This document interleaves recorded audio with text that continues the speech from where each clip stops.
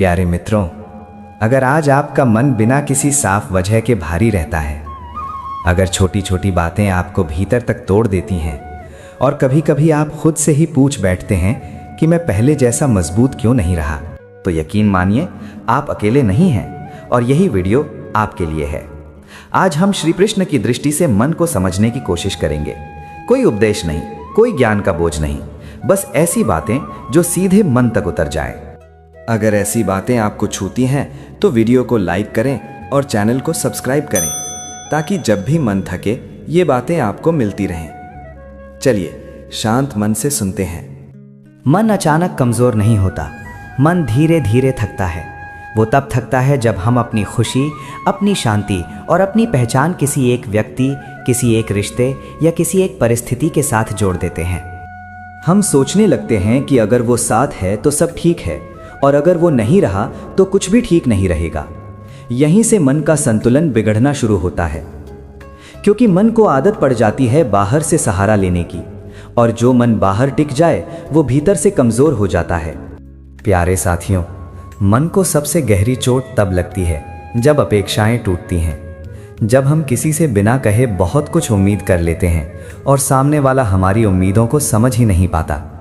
हम फिर खुद से कहते हैं मैंने इतना किया फिर भी मेरे साथ ऐसा क्यों हुआ, और यही सवाल मन को अंदर ही अंदर खा जाता है। मन इसलिए भी कमजोर हो जाता है क्योंकि हम उसे बार बार बीते हुए कल में ले जाते रहते हैं।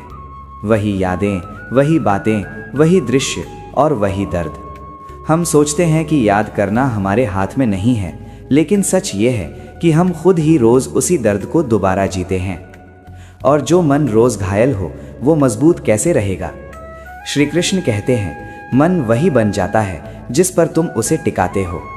अगर तुम उसे दुख पर टिकाओगे तो वो दुखी बनेगा, अगर तुम उसे कर्म पर टिकाओगे तो वो स्थिर बनेगा।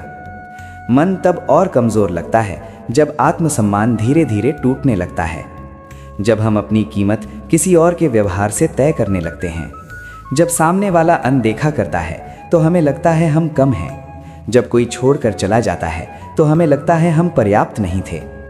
प्यारे मित्रों, ये सबसे बड़ा भ्रम है। आपकी कीमत किसी के ठहरने या जाने से तय नहीं होती।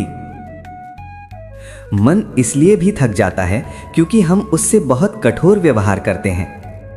हम उसे रोने नहीं देते, कमजोर होने नहीं देते, बस कहते रहते हैं मजबूत बनो, आगे बढ़ो, भूल जाओ। लेकिन मन कोई मशीन नहीं है, उसे भी रुकने, समझने और संभलने का समय चाहिए। श्री कृष्ण कहते हैं मन को दबाओ मत, उसे सही दिशा दो। मन को किसी व्यक्ति से हटाकर अपने कर्म, अपने वर्तमान और अपने भीतर टिकाना सीखो। यहीं से मन संभलना शुरू करता है। जब मन वर्तमान में आता है तब उसे ये एहसास होता है कि अभी भी बहुत कुछ मेरे हाथ में है। आज का दिन, आज का कर्म और आज का निर्णय। भविष्य की चिंता और अतीत का बोझ मन को कमजोर बनाते हैं। वर्तमान ही वो जगह है जहां शक्ति होती है। मन तब मजबूत होना शुरू करता है जब वो ये स्वीकार कर लेता है कि हर सवाल का जवाब तुरंत नहीं मिलता।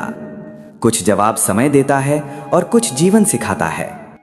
प्यारे साथियों, कई बार मन इसलिए भी टूटता है क्योंकि हम खुद को माफ नहीं कर पाते।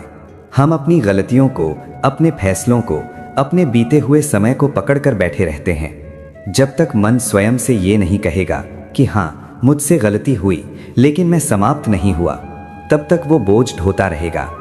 मन को हल्का करने का पहला कदम है स्वयं को स्वीकार करना। स्वीकृति कमजोरी नहीं, परिवर्तन की शुरुआत होती है। जब मन ये समझ लेता है कि हर रिश्ता जीवन भर साथ चलने के लिए नहीं आता, कुछ रिश्ते हमें समझाने, तोड़ने और मजबूत बनाने के लिए आते हैं, तब मन शिकायत छोड़ना सीखता है। और जहां शिकायत खत्म होती है वहीं से शांति शुरू होती है। मन तब मजबूत होता है जब वो तुलना करना छोड़ देता है, जब वो ये मान लेता है कि हर व्यक्ति की यात्रा अलग है, हर किसी की गति अलग है। दूसरों की मुस्कान देखकर अपने दुख को छोटा या बड़ा मत बनाइए। हर चेहरे के पीछे एक कहानी होती है जो हमें दिखाई नहीं देती। प्यारे मित्रों, मन को मजबूत बनाने के लिए दुनिया को बदलने की जरूरत नहीं होती, सिर्फ अपनी दृष्टि बदलनी होती है। जब दृष्टि बदलती है तो वही परिस्थिति बोझ नहीं अनुभव बन जाती है, और अनुभव मन को तोड़ता नहीं गढ़ता है। याद रखिए, मन का स्वभाव है भटकना और आत्मा का स्वभाव है संभालना। जब मन को आत्मा का सहारा मिल जाता है तब वही मन आपका सबसे बड़ा मित्र बन जाता है।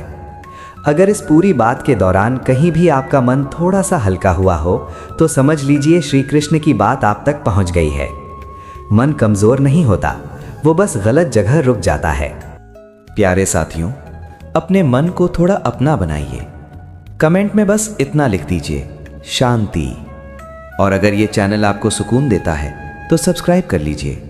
यहाँ बातें शोर के लिए नहीं, मन के लिए होती हैं। श्री कृष्ण आपको शांति दें। राधे राधे।